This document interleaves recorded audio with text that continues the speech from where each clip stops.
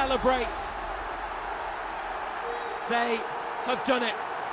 Hey everyone, welcome back to the Evermore NUFC YouTube channel. It's Mark with your Chelsea match preview. Chris is resting up. His battle with man flu is ongoing, so I've taken over the reins for today at least. You may get me on Sunday, depending on how he feels. So we'll wish him well. We will get into the preview, how we think Newcastle will line up, our predictions, how Chelsea are going to set up, or how we think they're going to set up in a second. Before that, just a quick reminder, drop a like on the video, and if you are new to the channel, please consider subscribing. We're over 10,250 subscribers now, which is amazing. Again, thank you for everybody's support. It's just been unreal. But please continue to support the channel. Please continue to hit like, hit subscribe, and help the channel grow. It is really, really helping. So, Chelsea then, Sunday lunchtime, a 12 p.m. kickoff, live on TNT Sports. What can we expect?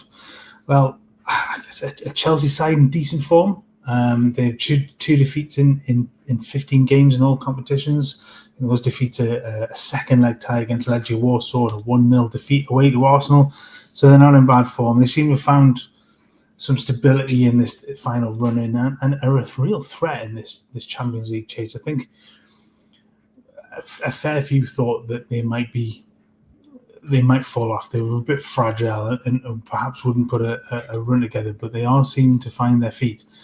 Their 3-1 win over Liverpool last week may have been a bit of an eye-opener to some, but I think Liverpool were on the back of being crowned champions. They come off the gas somewhat.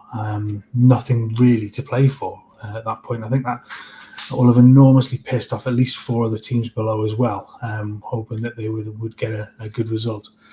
Newcastle in their last 15 games have lost 4, one of those being the FA Cup tie against Brighton, the others against City, Liverpool and Villa. So again, really good form for both sides. And it is going to be probably a close game. I mean, if you look at the form in the last 6 Premier League games, both Newcastle and Chelsea have 4 wins. Chelsea slightly ahead in the fact that they are unbeaten with 2 draws. Newcastle with 1 draw and that 1 defeat away to Villa. So it is going to be a tough game, but it's one that's going to make a huge difference in seeing who finishes in the top 5. According to Opta, Newcastle have a 76.1% chance of finishing in the top 5, just ahead of Chelsea, who they believe have a 67.7% chance. Obviously, with City playing Southampton and Forest playing Leicester this weekend, a good result for Newcastle here is absolutely crucial. Defeat really is not an option. City look like they'll take 3rd in the league, even 2nd if Arsenal do fall off. But that leaves 2 places to play for. And Newcastle, Chelsea, Forest, Villa are all sort of fighting it out for those places. And I think advantage Newcastle with with 2 of the last 3 games at home, probably. But we've seen the Premier League, anything can happen. Anything probably will happen. It can be a topsy-turvy sort of place, can't it? So in terms of lineups, who will start Sunday? I think the easiest guess is that Eddie Howe will keep the same starting lineup as he did against Brighton. But Anthony Gordon did make an instant impact when he came in. I think his pace is a huge threat. So will he get the nod? Harvey Barnes has been in good form, so you'd probably sort of suggest he would keep his place. Whereas Jacob Murphy's form seems to have dipped. You know, he's got no goals or assists in his last 3, and he has been taken off around the 60-minute mark in each of those 3 games as well. So could Gordon come in for Murphy and swap Barnes over to the right, or even Gordon play on the right?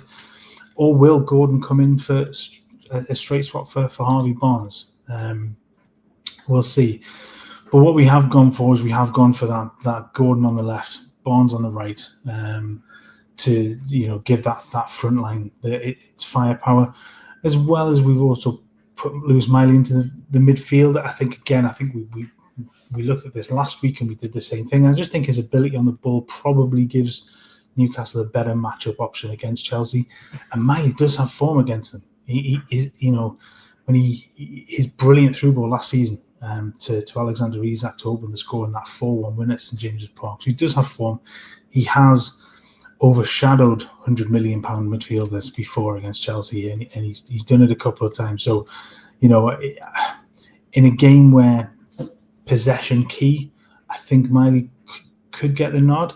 But obviously Eddie Howe does like to limit the number of changes that he makes.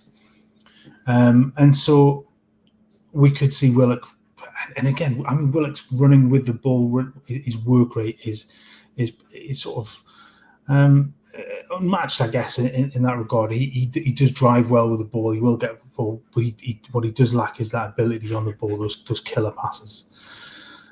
The other issue is Fabian Schär. I think he's reportedly been a doubt this week, and obviously if he was to miss out, then Sven Botman should step into that one. Sportsmall have predicted that Willock will keep his place and Gordon will come for maybe. I know Chris tends to use Sportsmall just to see who will get the nod and who they think will get the nod, but we'll have to wait and see. I think there could be one or two changes, but we know Eddie Howe, he does like to keep some consistency in his starting 11, and if the players are fit to go, then he may keep the same lineup.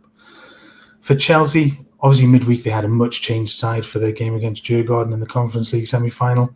I think only Mark Cucurella stayed in the starting 11 from the win over Liverpool, so it will probably be wholesale changes again. This is the side that started against Liverpool last week, and it could be that it remains the same. Maybe the only change would be right back. I think Caicedo started at right back against Liverpool. Will they look for a proper right back in terms of coming up against an Anthony Gordon? So you could see Malo Gusto come in. I know he played in midweek. That potentially then see Caicedo swap back into midfield. He was excellent last week at right back, so we'll see. But he could also, if they do play right back in terms of Gusto, they could move Caicedo back into the midfield in place of Romeo Lavia, who again has been excellent. But Enzo Maresca seems to be getting a tune out of his players at the moment, really regardless of who he plays. And this is even with Nicholas Jackson only having one Premier League goal in his last 14 games. And even Cole Palmer only having one goal since the 14th of January. And that's a run of 14 games as well. And that goal was against Liverpool last week. So, again, the predicted lineup from Sportsmall is the same as the Premier League game against Liverpool. So it'll be no surprise to see them turn up with exactly the same lineup. So the two sides go into this game level on points in the league. They are level on goal difference. In fact, the only difference is Newcastle are ahead on goals scored, as they've got 66 to Chelsea's 62. In honesty, I've found it difficult to pick a winner. You'll not be surprised to hear. But for once, I'm not going to sit on the fence. I think Chris would give me some stick if I actually did. Chris is actually on a roll with his predictions. He's got quite a few right recently. Maybe don't listen to him in terms of betting, but bet responsibly and all that.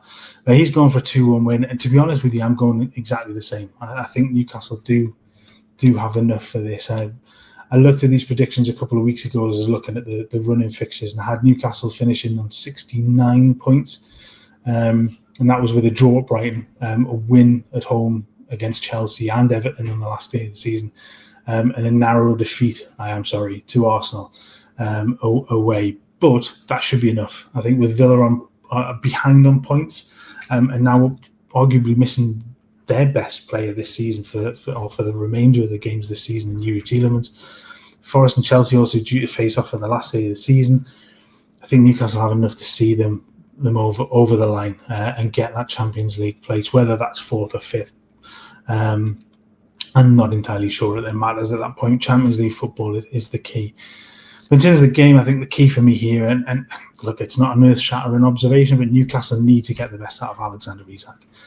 Maybe the return of Anthony Gordon can help with that. At the same time, they have to stop Chelsea's attacking players influencing the game. Obviously, Cole Palmer's goal against Liverpool last week may have given him a bit of a boost in confidence. And Newcastle are going to have to work hard to try and keep him quiet, keep him away from influencing the game around the edge of the area where he's so dangerous. And Tino as well is going to have his work cut out up against Pedro Neto, who's looked really lively over recent weeks. But Tino's proved he's been up to the task as well over recent weeks. His form since moving to left back overall has been really, really good. So yeah, I think he's got the tools to deal with Pedro Neto. And I think all over the field, I think Newcastle have that ability to deal with what Chelsea have got to throw at them. I think Chelsea's top goal, what's the word I'm looking for? Their top goal contributor in recent games, or certainly over the last couple of months, has been Enzo Fernandez. And I think the midfield of Bruno and Tonali especially have the ability to shut him down and keep him quiet. So, they do have to have big performance in midfield. They will help drive the team forward. They will help protect the back four from what Chelsea have got to offer. But I do think Newcastle can get the win. Chelsea are not the finished article yet, although they have shown that they are on the rise, I think, but they can still be fragile at times. Think back to that game at Stamford Bridge where they were 2-0 down against Ipswich.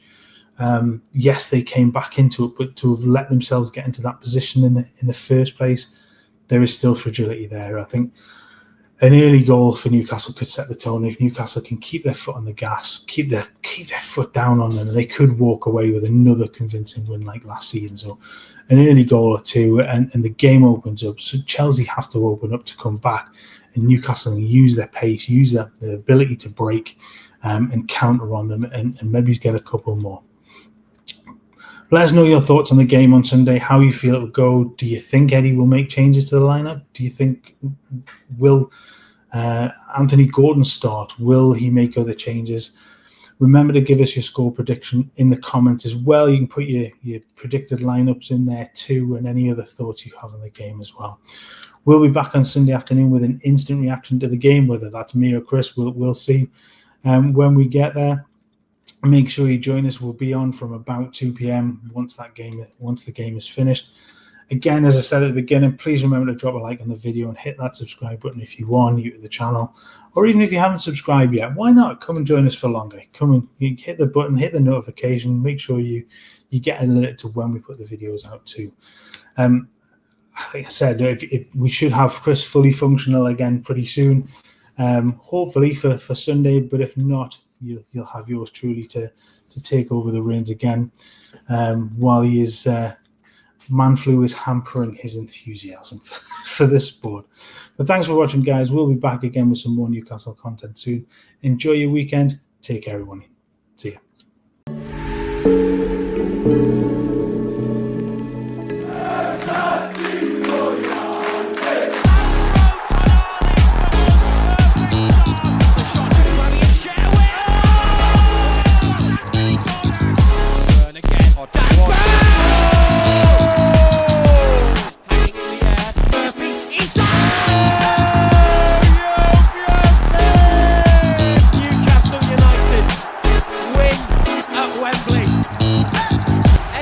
Heroes celebrate. They have done it.